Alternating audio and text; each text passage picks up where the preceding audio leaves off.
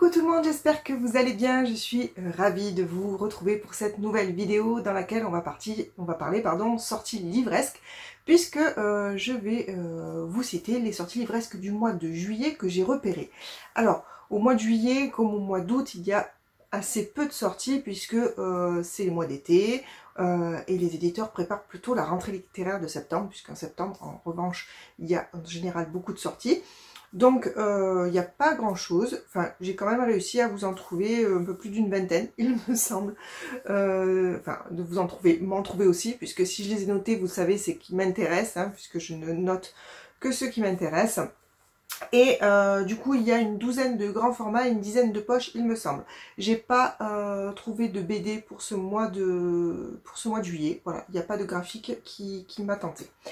On attaque du coup tout de suite par les grands formats avec les sorties du 1er juillet. C'est un jour où il y a pas mal de sorties. La première que j'ai repérée, c'est Sur le vif d'Elisabeth Acevedo aux éditions Nathan. Donc là on va suivre une jeune fille qui s'appelle Emoni, qui a 17 ans et qui est déjà maman d'une petite fille de 2 ans. Et elle est aussi passionnée par la cuisine, elle aimerait en faire son métier, mais bien sûr il faut allier les études, le travail pour aider à payer les factures puisqu'elle vit avec sa grand-mère, et bien sûr l'éducation de sa petite fille. Donc voilà, je me rappelle de ce roman, il me semble que c'est Steph de Piketty Bookin, pardon, qui l'avait lu en anglais et qui avait beaucoup aimé. Donc voilà, sa sortie en français, c'est pour moi sans doute une des sorties qui me tente le plus pour ce mois de juillet. Ensuite, toujours 1er juillet, j'ai repéré Pietà de Daniel Cole aux éditions Robert Laffont. Donc là, on va suivre un tueur en série qui en fait tue ses victimes et les congèle apparemment dans une position qui fait penser à une œuvre d'art. Notamment sa première victime est en position du penseur, voilà, et voilà, on va suivre l'enquête pour retrouver ce tueur en série. Ensuite, toujours le premier, du coup, comme je vous disais, il y en a plusieurs, L'auberge de Julie Chapman aux éditions Robert Laffont. Donc là, on est dans un village en France, je ne me rappelle plus le nom, et c'est un couple d'anglais qui va acheter l'auberge des Deux Vallées, je crois qu'elle s'appelle. Je peux vérifier parce que je l'ai sous les yeux, c'est ça. Et voilà, c'est en fait la rencontre entre les habitants et ce couple d'anglais avec beaucoup de préjugés, de réticences. Et voilà, ça a l'air un petit peu un livre sur le ton de l'humour.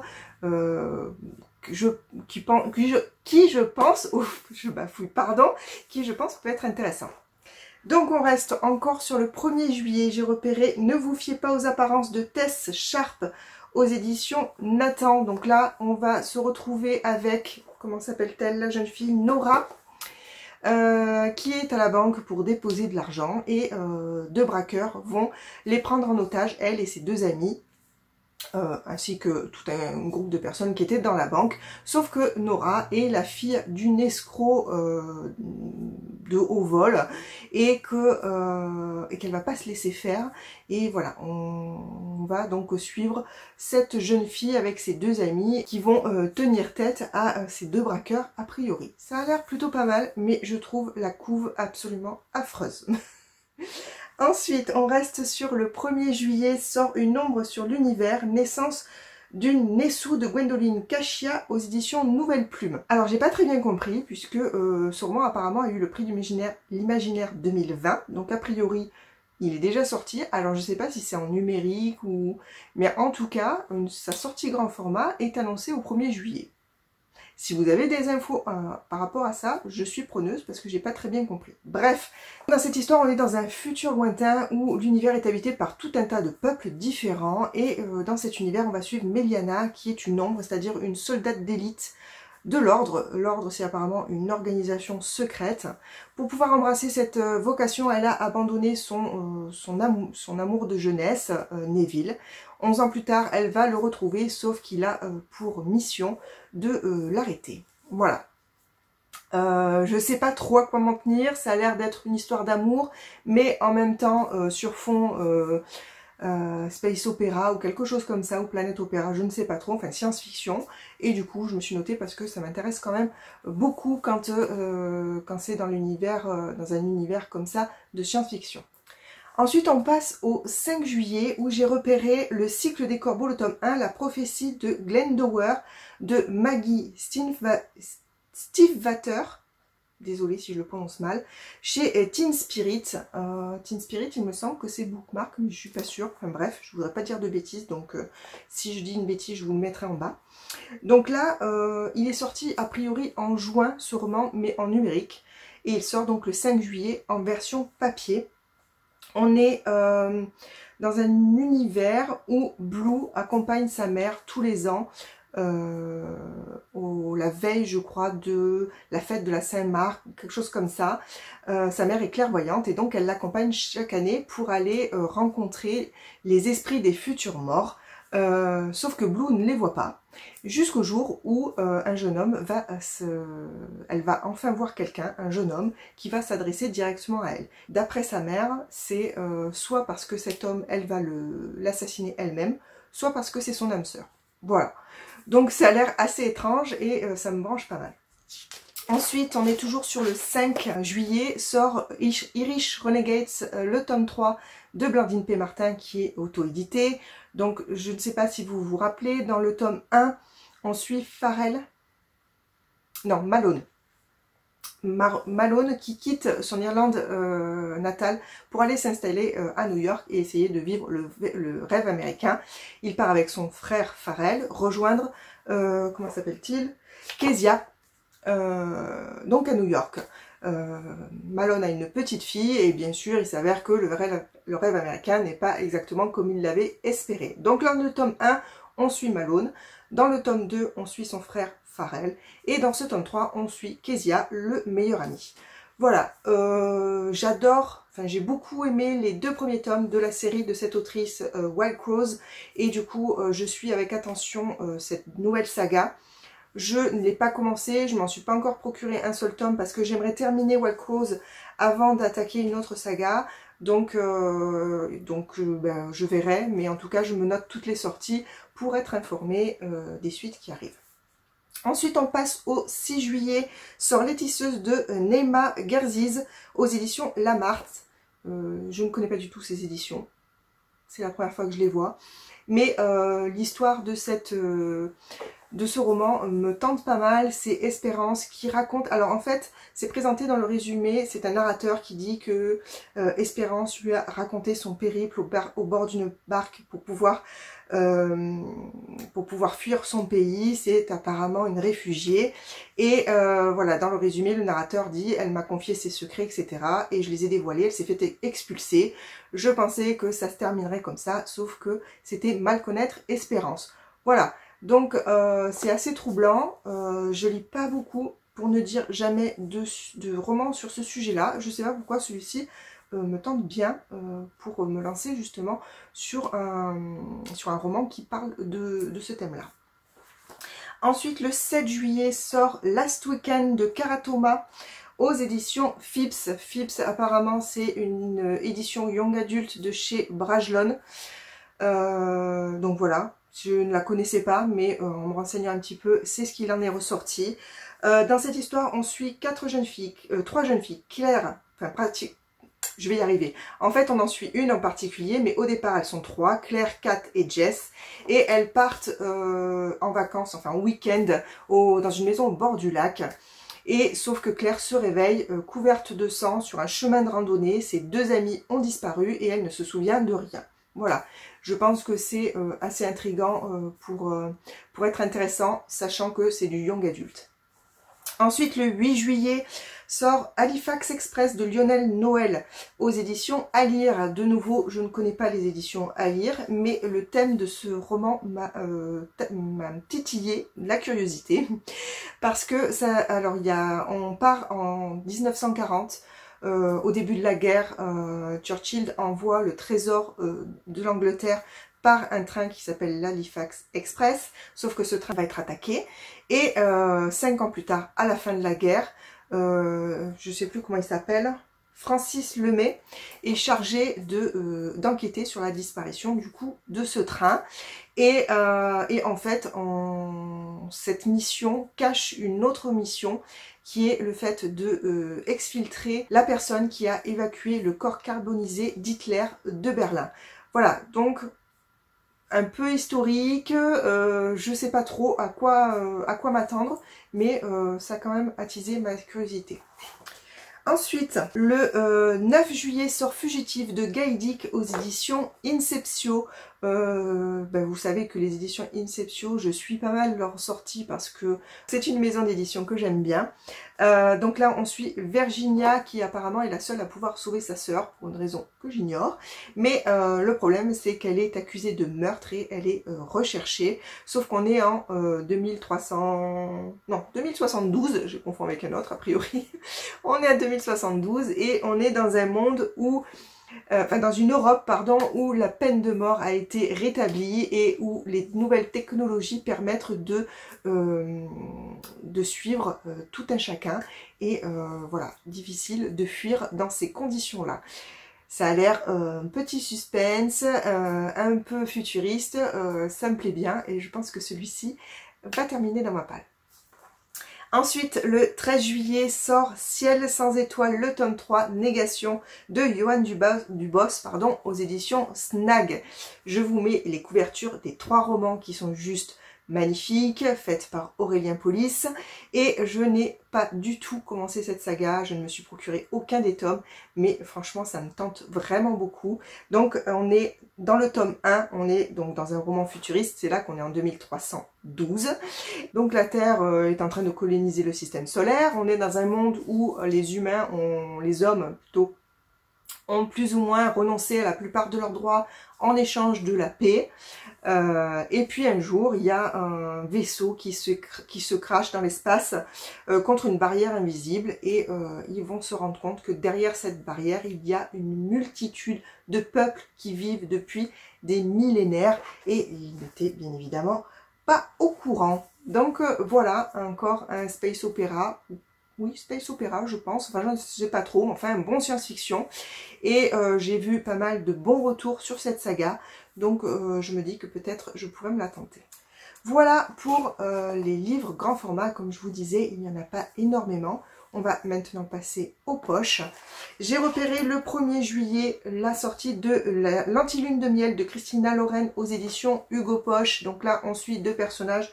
Les prénoms, c'est Olive et Ethan, qui sont ennemis jurés. La sœur d'Olive se marie et Ethan en fait est le meilleur ami du futur marié. À cause d'une intoxication alimentaire, tous les invités ainsi que les mariés vont être malades, donc sauf Olive et Ethan qui du coup vont prendre la place des jeunes mariés pour la lune de miel alors qu'ils se détestent. Voilà un Enemy to Lovers, je pense, qui peut être sympa à lire. Ensuite, le 7 juillet sort Remember the Cheerleaders, je l'ai dit avec un accent de folie, de Cara Thomas, donc la même autrice que celle qui sort Last Weekend, aux éditions Phipps, donc toujours chez Brajlon, pardon, mais en version poche cette fois-ci. Vous allez voir, j'ai repéré en fait 3 romans de cette collection, donc c'est du thriller young adult, mais les histoires me branchent pas mal. On verra, je ne sais pas encore si je franchirai le pas, mais en tout cas, je vais vous les citer. Donc, comme je vous disais, Remember the Cheerleaders. Ah, la deuxième fois, c'est moins bien. Bref, on est à Sunnybrook, où toutes les cheerleaders ont disparu, enfin sont mortes, soit par accident, soit par meurtre, soit par suicide. 5 ans après, la ville décide de faire une petite cérémonie en leur mémoire, sauf qu'apparemment, remuer le passé, ça a l'air délicat puisque le danger rôde et j'en sais pas tellement plus et vous voyez, c'est un petit peu mystérieux, un petit peu effrayant et ça me branche pas mal. Le deuxième, c'est Girls in the Dark de Cara Thomas, toujours, donc toujours aux éditions Phipps de Brajlon. Donc là, on suit Tessa qui revient chez elle après une longue absence. A priori, sa meilleure amie, Kali, avait témoigné contre un tueur en série. Ça avait fait exploser sa famille, enfin ça avait fait apparemment grand bruit. Donc Tessa avait quitté les lieux et donc elle revient pour essayer de renouer avec sa famille, ses amis. Sauf que apparemment remuer un peu ce passé et semble très délicat. Donc c'est un peu dans le même esprit que le roman que je vous ai présenté juste avant, mais voilà, quelque chose un petit peu intriguant qui peut être intéressant. Et le dernier, c'est The Best Liars de Sarah Liu aux éditions donc Phipps Brajlon, toujours. Donc là, même esprit comme tout à l'heure, Rémi enquête sur le meurtre de Jack, qui était son petit ami et qui a été assassiné par Élise. Donc elle lui a tiré dans la poitrine à bout portant. Rémi a assisté à cette mort visiblement, mais elle se souvient seulement des coups de feu et du sang de son petit ami sur elle. Voilà, donc elle veut enquêter pour savoir pourquoi sa meilleure amie a commis ce meurtre. Voilà donc pour les 3 romans Phipps que j'ai repérés, ces 3 romans poche. Toujours le 7 juillet sort Magie ou Maggie, je ne sais pas, Exton de Zoé Shepard aux éditions J'ai lu. Donc là on est à Baltimore et il y a un tueur en série qui sévit, il embaume ses victimes, toutes des femmes, pour les grimer en Grace Kelly. Super. Là l'enquête va prendre une nouvelle dimension le jour où Maggie Exton va disparaître puisque c'est l'épouse du chef de cabinet assistant de la Maison Blanche. Voilà, donc on va retrouver 3 personnages. Thomas, qui est un flic qui mange beaucoup de donuts, visiblement. Jack, qui est un ex du FBI, dont la femme l'a trompé, enfin je ne sais quoi. Et le dernier, c'est Peter. J'avais presque réussi, les 3 prénoms, vous avez marqué. Peter, le geek de base, a priori. Et ces 3 personnages vont se retrouver à mener l'enquête ensemble. Je ne sais pas si c'est quelque chose de gore, de thriller, de drôle, j'ai du mal à m'imaginer, puisque le sujet a l'air quand même assez thriller, hein, puisqu'on suit quand même un tueur en série. Mais à côté de ça, on a 3 personnages qui ont l'air un petit peu à côté de la plaque. Donc je ne sais pas. On verra, mais en tout cas, ça m'a intriguée. Ensuite, il en reste 3. Le 8 juillet sort Les 7 jours du talion de Patrick Sénégal aux éditions Pocket. Donc là, on va suivre un père dont la petite fille de 7 ans a malheureusement été enlevée, violée et assassinée. Ce papa ne peut pas s'en remettre, donc il va kidnapper le meurtrier qui a été arrêté et qui était sur le point d'être jugé. Et voilà, et il va se venger en lui faisant subir de nombreux sévices. Enfin voilà, en fait il veut que cet homme connaisse ce que sa fille a malheureusement vécu. Voilà, ça a l'air très difficile comme lecture, mais je ne sais pas, je me suis notée parce que malgré tout ça a l'air très intéressant. C'est drôle de dire ça, c'est très intéressant pour un truc aussi déprimant. Bref, le suivant, donc toujours le 8 juillet, c'est Englouti d'Arnaud Strobel, pardon, aux éditions Archipoche. Donc là, on suit un tueur en série qui kidnappe des couples. Il enterre les femmes jusqu'au cou dans le sable et avec le mari, il oblige le mari à assister à la noyade de sa femme lorsque la marée monte. Ouais, hein. Et sachant que ce tueur en série semble très intelligent, au-dessus de la moyenne, et pense être au-dessus de tout soupçon et impossible à être découvert. Donc voilà. Je ne sais pas trop, mais on a envie de savoir si c'est effectivement quelqu'un qui va être découvert. Et le dernier qui sort le 15 juillet, c'est Clean de Juna Dawson aux éditions Le Livre de Poche. Donc là, on suit Lexi qui est conduite de force par son frère Nick dans une espèce d'hôtel de luxe spécialisé pour aider les gens qui ont des addictions. En effet, Lexi est toxicomane. Et elle va rencontrer plusieurs personnes, notamment, les prénoms vous savez, hein, je regarde parce que je ne sais pas, Ruby qui est obsédée par la nourriture, Kendall qui lui au contraire ne mange pas, et le très beau Brady qui, on ne sait pas ce qu'il a en fait, on ne sait pas pourquoi il est là. Voilà. Donc c'est dans un thème, j'allais dire plus léger, mais en fait non, pas du tout, puisque quand même les addictions c'est un thème qui est quand même très difficile.